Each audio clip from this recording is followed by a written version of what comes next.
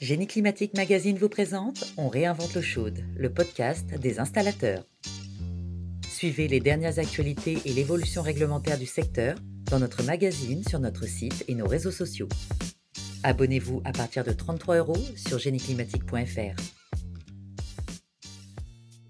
Après le beau succès de notre webinaire sur la pompe à chaleur hybride gaz en novembre dernier et les nombreuses questions des participants qu'il a suscité, nous avons décidé chez Génie Climatique Magazine de consacrer ce nouveau On réinvente l'eau chaude à la PAC hybride gaz.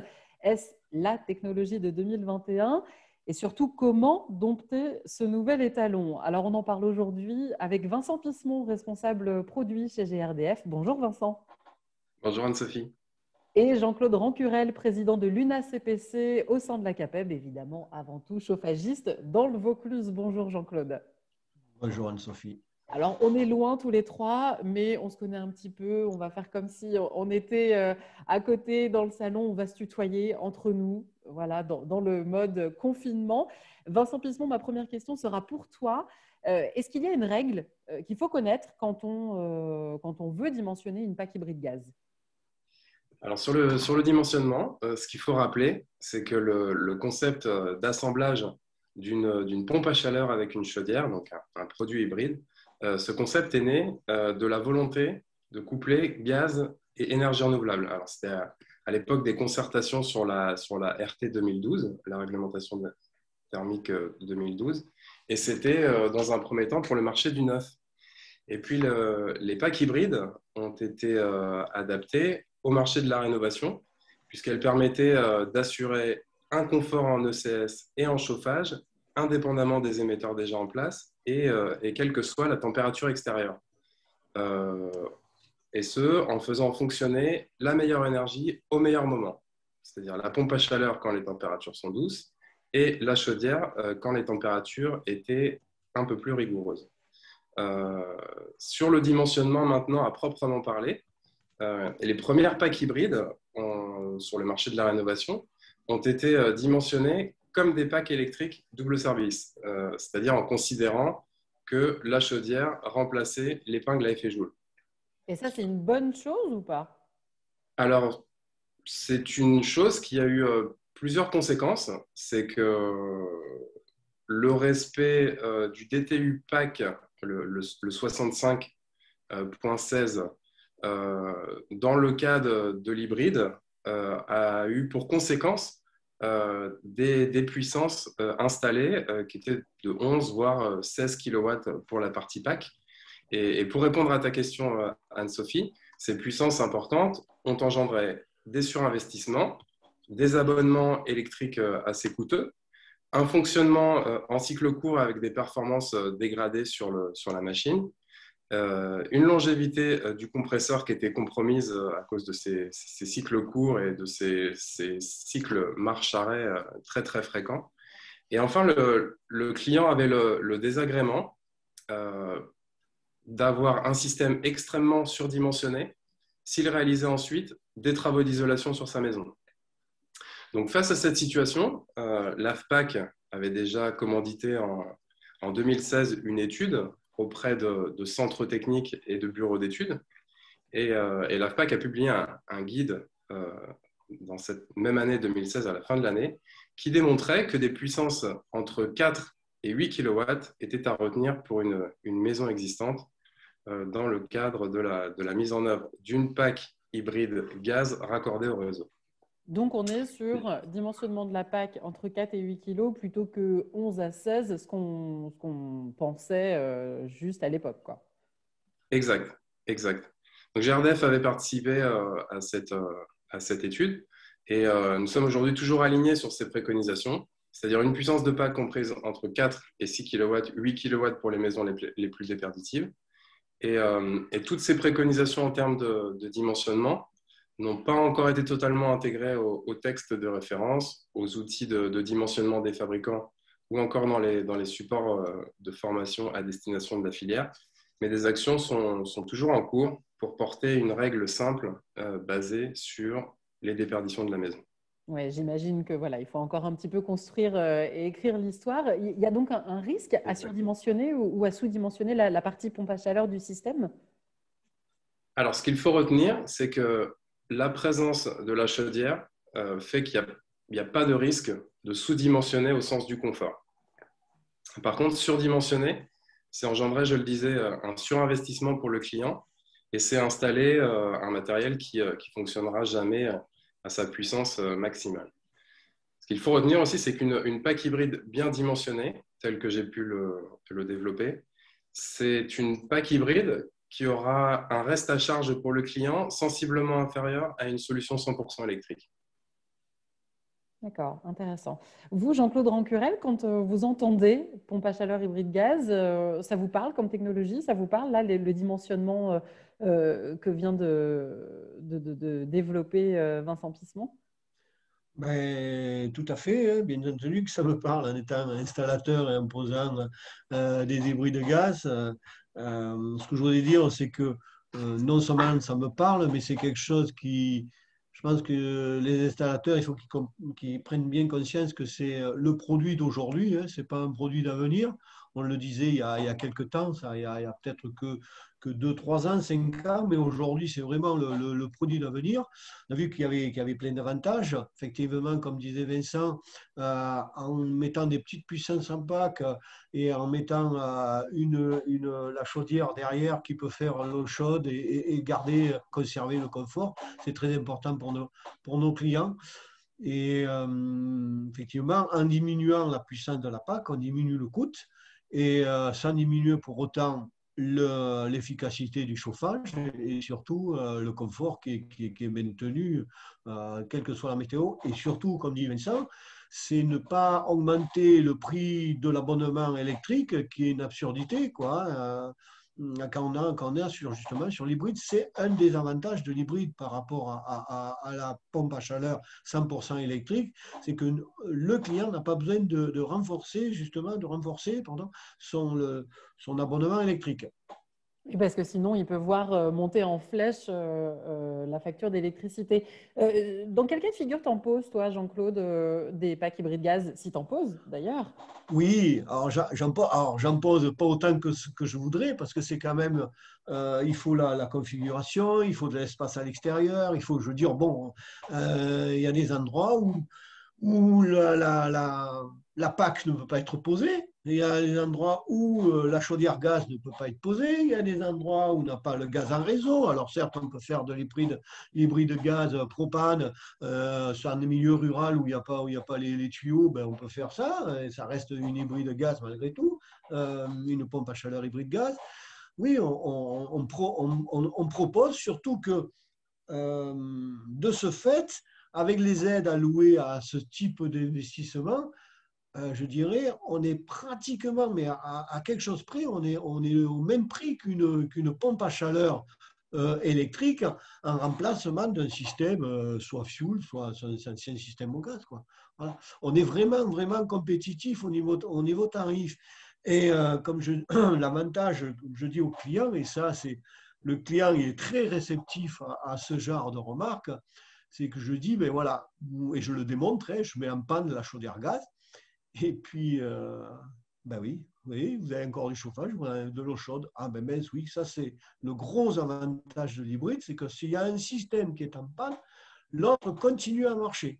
Voilà, ça c'est un plus, et c'est vrai que ça fait, comme on dit, ça fait tilt chez le client, quand on dit, ah oui, d'accord, c'est la grosse hantise du client, c'est de tomber en panne de pompe à chaleur. Alors une chaudière gaz, c'est vrai qu'on arrive à réparer très rapidement une chaudière gaz, ou une chaudière fuel aussi, hein, c'est des pièces assez standards. Par contre, une PAC, c'est un peu plus compliqué. Oui, c'est un peu plus long à avoir les pièces, même si, étant donné que, comment dire, on a une variété de puissance dans les pompes à chaleur et toutes les cartes ne sont pas les mêmes, tous les composants ne sont pas les mêmes. On a autant de composants dans une pompe à chaleur que de différences de puissance de pompe à chaleur. Alors que sur une chaudière, on a pas, on a certains modèles, certaines séries, certes, mais par rapport à la puissance, il n'y a pas grand-chose qui joue, puisqu'on n'a pas des plages de puissance qui sont énormes non plus. Voilà. Oui, c'est ça. L'intérêt, c'est que si la PAC est en rade, le client, le particulier continuera à avoir un système qui fonctionne du chauffage et de l'ECS. Tu le disais, tu le conseilles en remplacement d'une chaudière fuel, ça fonctionne, Oui, une plaque oui, hybride gaz? tout à fait. Oui, tout à fait. C'est moi qui suis dans un secteur rural, très rural, où il y a beaucoup de fuel, j'ai pas beaucoup de réseau de gaz en réseau. Donc, c'est vrai que c'est une solution que je propose systématiquement en remplacement d'une, je dirais pas d'une chaudière fuel avec une citerne à propane également. Ouais. D'accord. Bon, après, Et il faut avoir la place, mettre la citerne, etc., ouais. etc. Voilà. Mais c'est Et, et vrai que, fi- oui, pardon. Finalement, est-ce que c'est compliqué à installer une pompe à chaleur hybride gaz? Parce qu'il faut quand même de compétences, j'imagine. Oui, effectivement, il y a deux compétences à avoir. Je dirais quand même que nos professionnels dans l'ensemble se former à pompe à chaleur, c'est quelque chose qu'on est conscient je dirais les plombiers quand même de plus en plus posent de pompes à chaleur et historiquement un plombier quand même sait poser une chaudière gaz.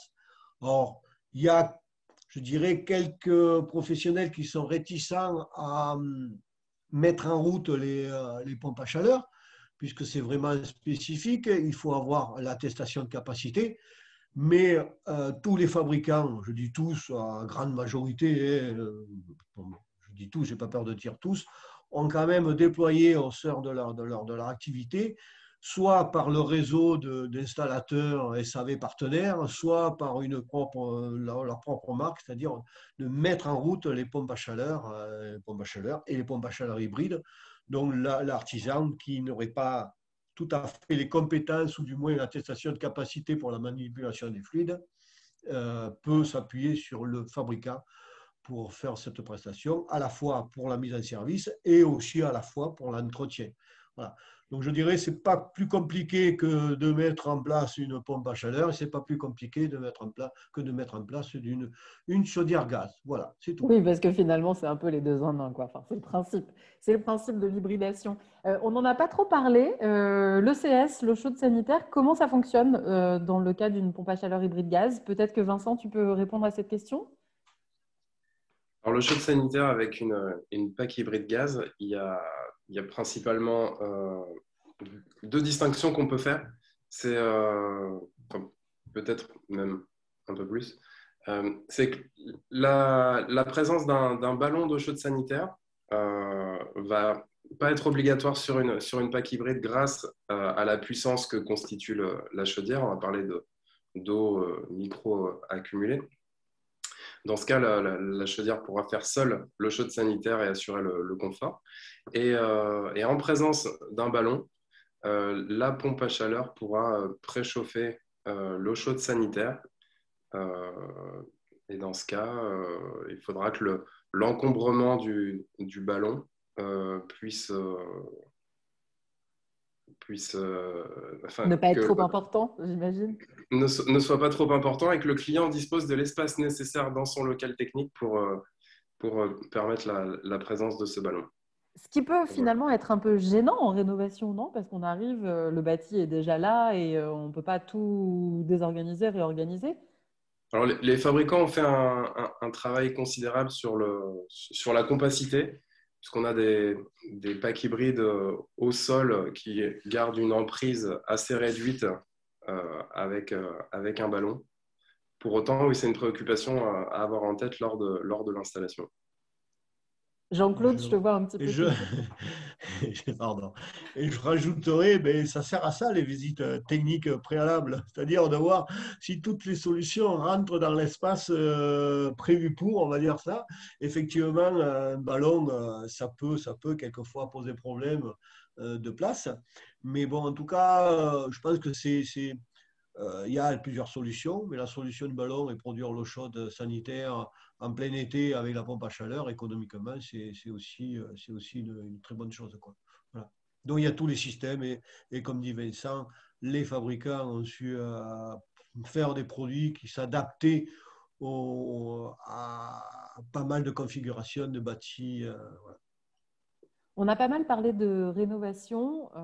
Actuellement, l'actualité nous fait beaucoup parler du neuf. Est-ce que la PAC hybride gaz peut aussi se défendre dans le neuf? Vincent, est-ce que chez GRDF, vous avez la réponse à cette question? Alors ça a longtemps été en suspens dans le cadre des concertations. La ministre a maintenu les seuils sur les émissions de carbone en maison à 4 kilowatts, à 4 kg pardon, de CO2, ce qui fait que l'hybride, avec un préchauffage ECS, pourrait, sous certaines conditions d'isolation sur le bâti très, très, très, très contraintes, se positionner. Mais il y a une vraie difficulté de positionner le produit hybride Oui, il y a dans une le toute cadre de la RE fenêtre 2020. ouverte, quoi. C'est vraiment tout. Il y a une toute petite fenêtre qui demeure ouverte, mais le seuil carbone contraint très fortement le positionnement de la PAC hybride. Après, les pouvoirs publics ont fait savoir que la solution consistant à intégrer du biométhane dans le moteur de calcul restait à l'étude et peut-être que ça pourrait constituer un levier pour positionner la PAC hybride dans un avenir prochain. Oui, voilà, toutes les cartes. Et les réflexions sont encore toujours en cours au sein de GRD. C'est ça, encore des Suite réflexions suite et aux des derniers cartes à jouer. arbitrages. Jean-Claude, oui. Oui, en tout cas, la profession, nous sommes les plombiers, espère bien pouvoir continuer via la PAC hybride gaz, continuer à mettre du gaz dans du neuf grâce à ce process. Voilà. C'est quelque chose que tu défends, que vous défendez au sein de la CAPEB? Oui, parce que je vais dire ça comme ça là, c'est le système le plus écologique qu'il existe. Contrairement à une PAC électrique qui envoie on le sait, les résistances électriques quand il fait très froid. Qu'est-ce qu'il fait quand il fait très froid? On n'arrive pas à produire suffisamment d'électricité via le nucléaire, donc on envoie les centrales thermiques. Donc une centrale thermique au charbon, qu'on achète de l'électricité à l'étranger, en l'occurrence en Allemagne qui produit l'électricité avec le charbon, quand on sait les pertes qu'il faut produire 2,72 kW à la base pour en arriver à 1 dans les bâtiments, alors que si on fait avec la PAC hybride, on fait du 1 pour 1 avec le gaz.